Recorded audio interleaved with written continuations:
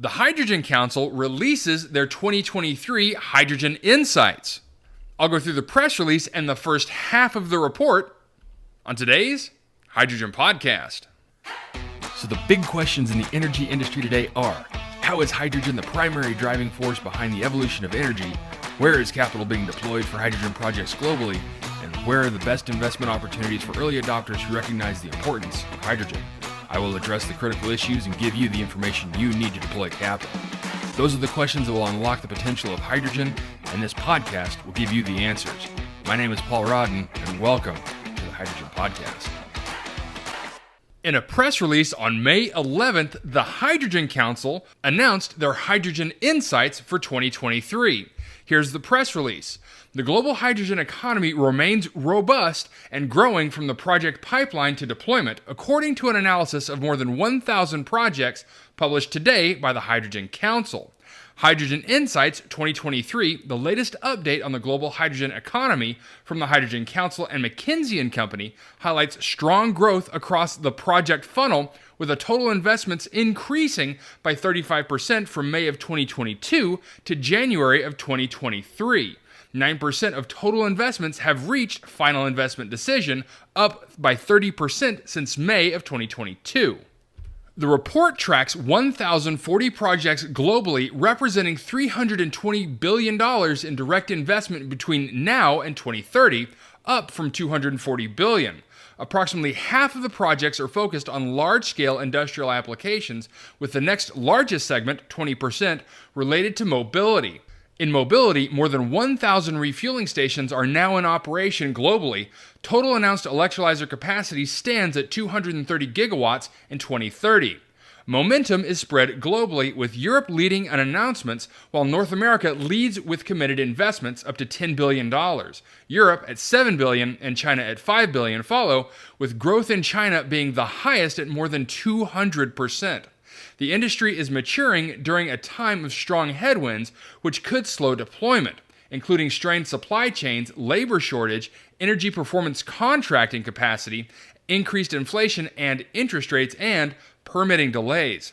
Despite progress, committed projects lag behind targets. By 2030, an increase of more than 20-fold would be required to track towards net zero objectives.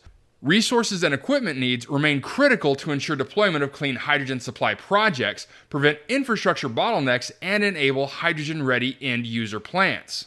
Okay, so I would like to go through some of the exhibits in the report that I think are the most critical for this audience. And the first is Exhibit 1. Hydrogen momentum is strong. More than 1,000 project proposals have been announced globally. Globally, the industry has announced more than 1,000 large-scale project proposals as of the end of January 2023. Since the previous publication, more than 350 new proposals have been announced. Of the total, 795 aim to be fully or partially commissioned through 2030 and represent total investments of up to $320 billion US of direct investments into hydrogen value chains through 2030, up from $240 billion.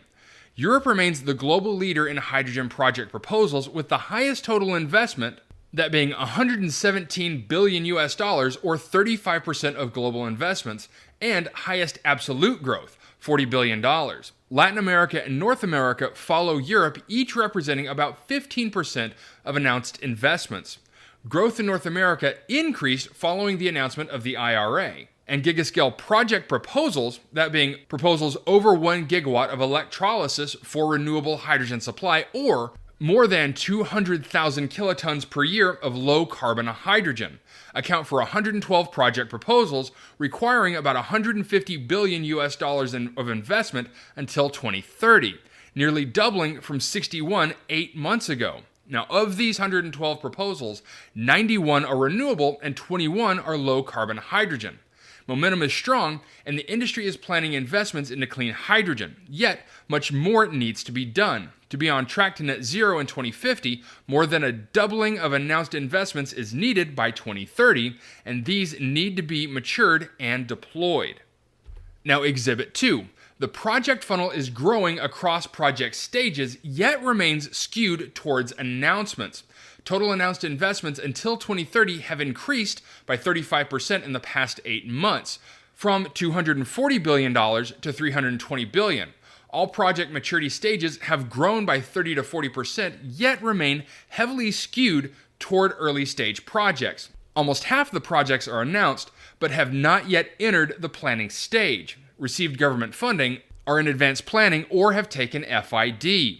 Overall, investments in the committed category have accelerated. They grew only 10% from September of 2021 to May 2022, and 30% from May of 2022 until January of this year. And the first large-scale projects have achieved FID in the last months.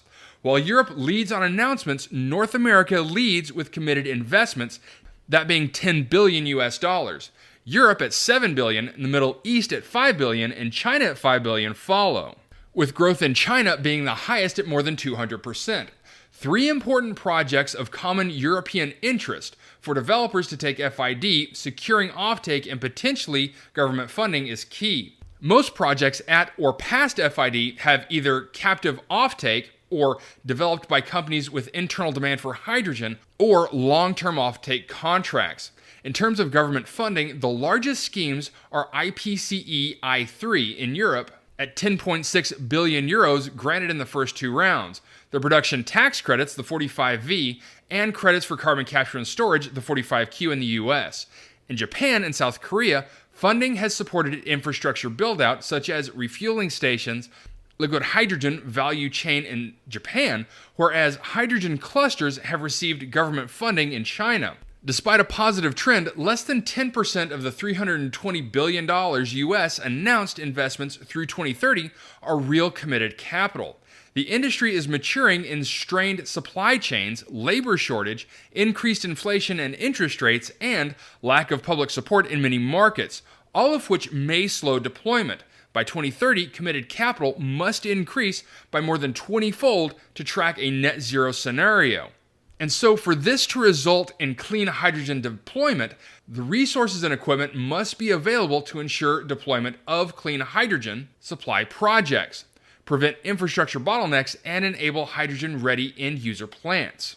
Next is Exhibit 8. Deployment is steadily growing across the value chain. However, acceleration is needed to be on track to net zero.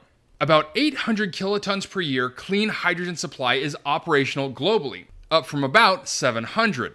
About 740 kilotons per year are low-carbon hydrogen, primarily in North America, and the remainder is renewable. In addition to this volume, about 2 million tons per year has passed FID, of which more than half is low-carbon hydrogen. What about infrastructure?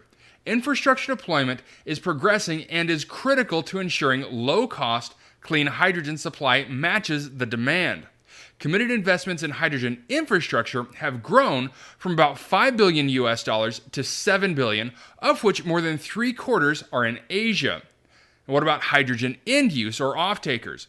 Committed investments into hydrogen end uses increased by about $500 million, with the most growth in North America. Within mobility, cumulative FCEV's sales now stand at about 80,000 vehicles, up 30%, representing annual sales of about 17,000 vehicles in 2022, less than 1% of global vehicle sales.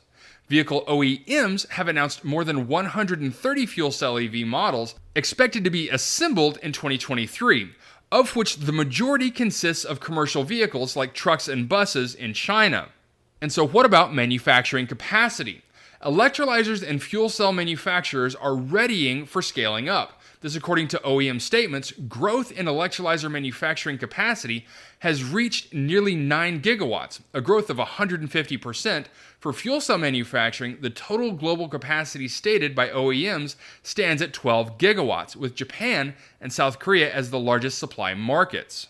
Okay, so I'm going to go ahead and stop with my review of the Hydrogen Insights for 2023 here and continue on in the next podcast and review really what I think are even more critical components of these insights that this report has in the second half.